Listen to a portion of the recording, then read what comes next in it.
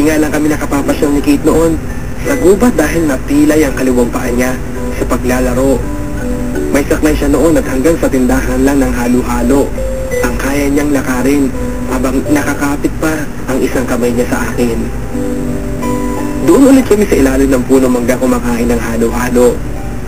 Noong matapos siyang kumain, ay inutusan niya akong hiramin ang kutsilyo ng tindahan ng halo-halo. Akala ko noon ay kung anong gagawin niya sa kutsilyo. Yun pala ay uukit lang siya ng letra sa puno ng mangga. Panapanahon ng pagkakataon, may babalik ba ang kahapon?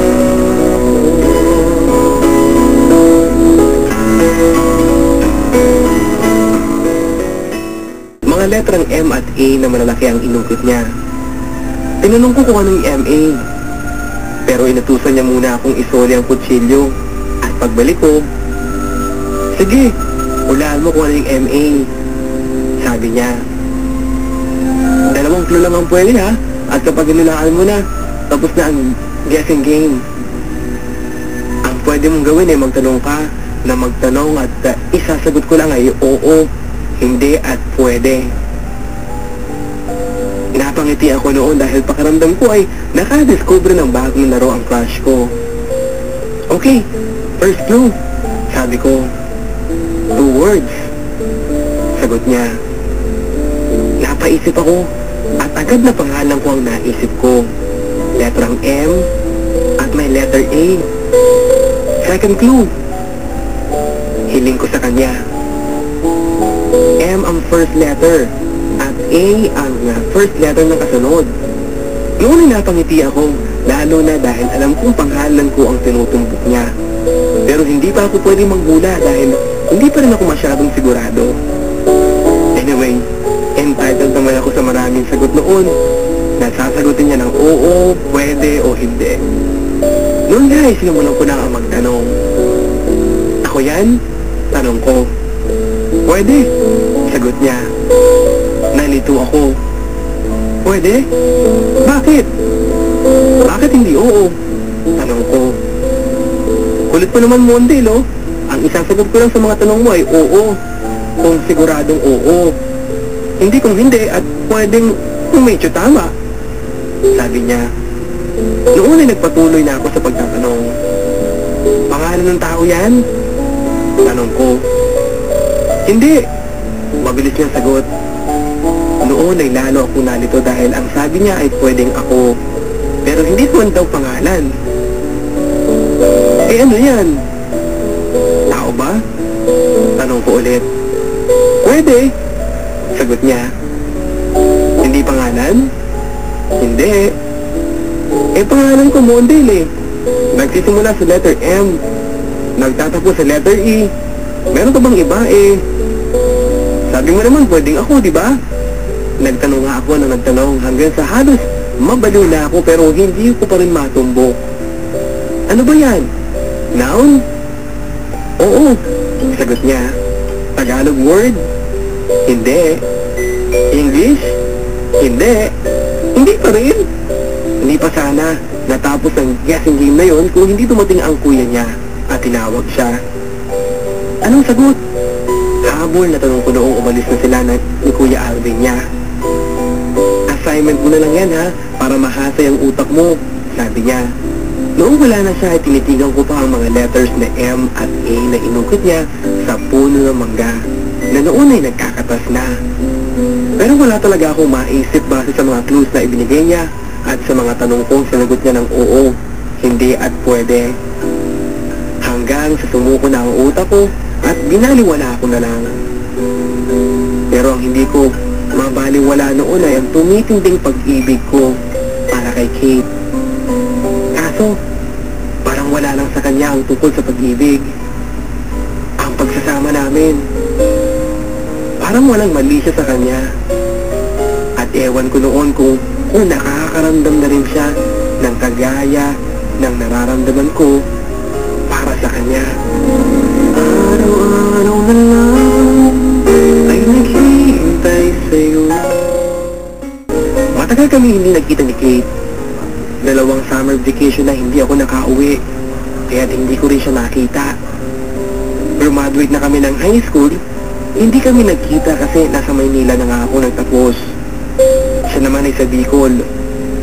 Nag-first year college ako sa Maynila pero hanggang first year lang dahil naghirap na noon ang uncle ko at hindi na nila kaya akong pag-aralin pa. Umuwi ako ng Bicol nung bakasyon. Pagkatapos na nagpunta ako kay Lola. Sinabi sa akin ni Lola na siya na lang ang magpapaaral sa akin pero 2 years lang na kurso. Natuwa na rin ako, at least makakatapos na ako kahit 2 years lang. Ang masaya pa doon ay nagkasama na naman kami ni Kate. Lalong gumaganda si Kate noon pero ganun pa rin. Tomboy-tomboy pa rin. Dumating na noon ang papa niya at hindi na bumalik ng Saudi. At naging napaka-istrito ng papa niya sa kanya. Kaya hindi na kami nakakapunta ng gubat. Doon lang kami at minsan ay inuukat ko pa rin ang tungkol sa letter M at A na inukit niya sa puno ng mangga pero ayaw pa rin niyang isirit. Noong pasukan na ay sa Bicol na nga ako nag-aaral. Pero 2-year course lang gaya ng sabi ni Lola.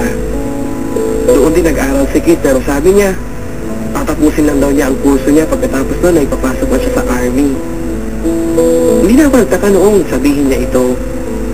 Alam ko din namang maraming babaeng army at dahil nga tomboy-tomboy naman siya, eh hindi nakapagtatakang gustuhin nga niya ang magsundalo. Kaya lang, hindi ko napigilan ang sarili ko noon. Nung bigla akong nasabi sa kanya na matagal ko na siyang mahal.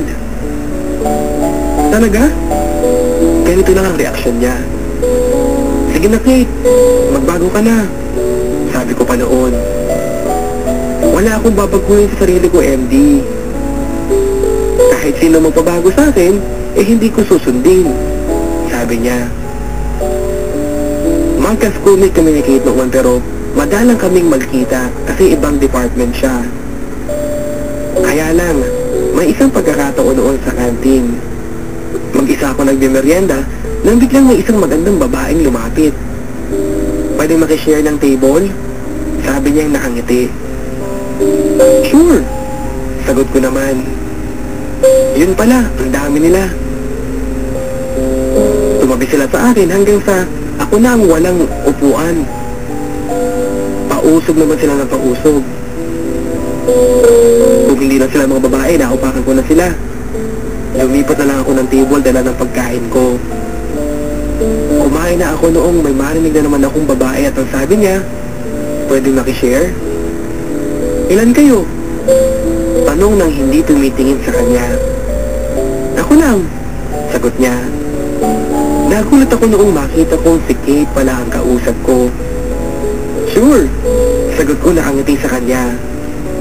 Napakaganda ni Kate sa kanyang college uniform.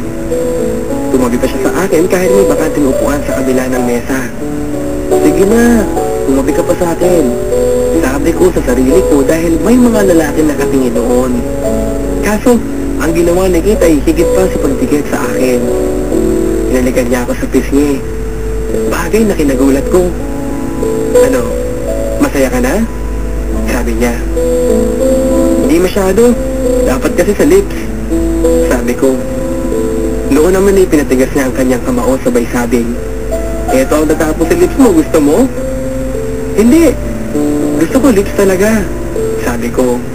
Okay, hahalikan kita sa lips ha kapag nahulaan mo yung letrang M at A sa puno ng mangga.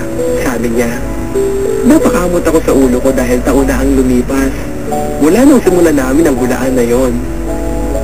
Pero that time ay sinimulan ko ulit ang manghula.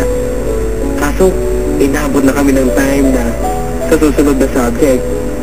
Naging palaisipan pa rin sa akin hanggang sa matapos na ang school year na yon. At sumapit na ang bakasyon. Umuwi ako dito dahil pinatawag ako ng uncle ko sa Maynila. May trabaho daw doon para sa akin. Kumbaga summer job. Pumunta ako doon dahil sayang pa yung kikitain ko.